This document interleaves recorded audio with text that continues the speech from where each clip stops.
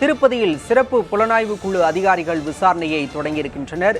திருப்பதி லட்டுவில் விலங்குகளின் கொழுப்பு இருப்பதாக அந்த மாநில முதலமைச்சர் சந்திரபாபு நாயுடு மிகப்பெரிய குற்றச்சாட்டை முன்வைத்திருந்தார்.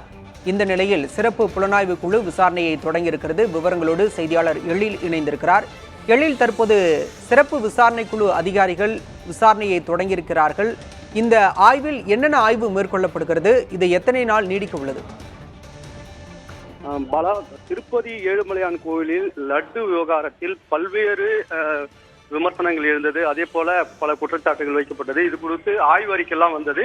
இதில் கலப்பட நெய் இருப்பதாக ஆய்வறிக்கையில் வந்தது. இந்த அடிப்படையில் தொடர்ந்து விசாரணை நடைபெற்று வருகிறது.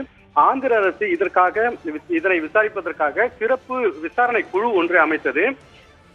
குண்டூர் சரக டிஐஜி திரிபாதி தலைமையில் இந்த விசாரணை குழு அமைக்கப்பட்டது. இந்த விசாரணை குழுவினர் தான் தற்போது திருப்பதியில் உள்ள தேவஸ்தான கிடங்கு மற்றும் திருமலையில் உள்ள அந்த தேவஸ்தான கிடங்கு, அதே போல அந்த ஆய்வகம், அந்த திருப்பதியில் உள்ள ஆய்வகம் உள்ளிட்ட பகுதிகளில் தற்போது ஆய்வு செய்து வருகிறார்கள்.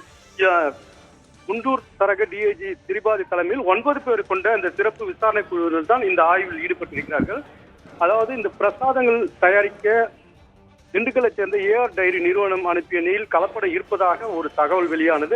அதனை பற்றி விசாரிக்க இந்த சிறப்பு விசாரணை குழு அமைக்கப்பட்டது.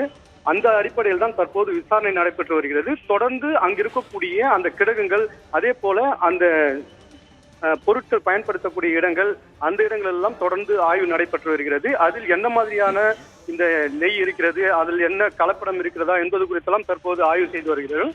இது மட்டுமின்றி இந்த கோயிலுக்கு வெளியே இருக்கக்கூடிய பூந்தி தயாரிக்கும் அந்த இடத்திலும் இன்னும் சற்று நேரத்தில் அவர்கள் ஆய்வு செய்து இருக்கிறார்கள். இப்படி இவர்கள் தொடர்ந்து இந்த ஆய்வு செய்து இந்த ஆய்வில் கிடைக்கக்கூடிய தகவல்களை முழுமையாக ஒரு அறிக்கையாக எடுத்து ஆந்திர அரசுக்கு அவர்கள் சமர்ப்பிக்க உள்ளனர். பாலா,